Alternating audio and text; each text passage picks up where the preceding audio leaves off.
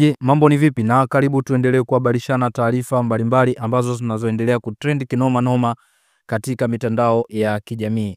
Sasa leo hii nimekusogezea hii taarifa ambayo inayoendelea huko Nigeria baada ya msanii Juma Jux kwenda kufunga ndoa na bidada Priscilla. Yaani taarifa yenyewe inamhusu mjomba wake bidada Priscilla, jinsi alivyokuwa akiingia katika sherehe hiyo katika muonekano wa tofauti. Sasa nikianza na muonekano wake, mjomba wa bidada Priscilla yeye alikuwa amefanya makeup, lakini pia vile vile mdomoni amepaka lipstick, pia viatu vyake vilikuwa vya skonko, lakini pia vile vile alikuwa amefunga kilemba cha kike. Yaani muonekano wake alijifanya kama vile mwanamke. Sasa lakini hata mapozi yake ya kutembea, lakini pia vile vile hata jinsi alivyokuwa akiongea ni dhahiri shahiri, ilikuwa inaonyesha kabisa ni kama wale wakina Mwafulani ambao ni huku kwetu tunawaitaga mchicha mwiba. Yani bro wake Priscilla,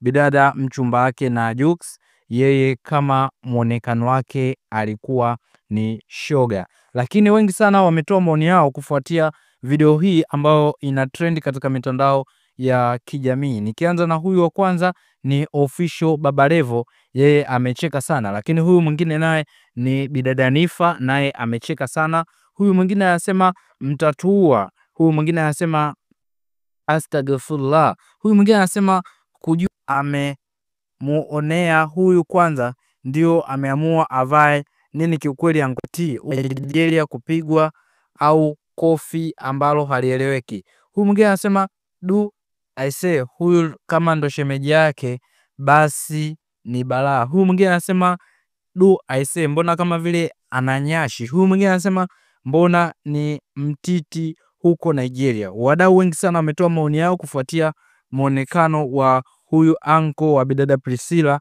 ambaye ni mchumba wa Juma Jux katika alivyokuwa akiingia katika sherehe hiyo. Yani sherehe hiyo imeonekana huyu jamaa ameingia na muonekano wa tofauti. Wengi sana wamemtafsiri kuwa ni shoga. Lakini pia wewe unaweza kutuandikia maoni yako kufuatia haya mavazi ambayo unayaona hapo juu.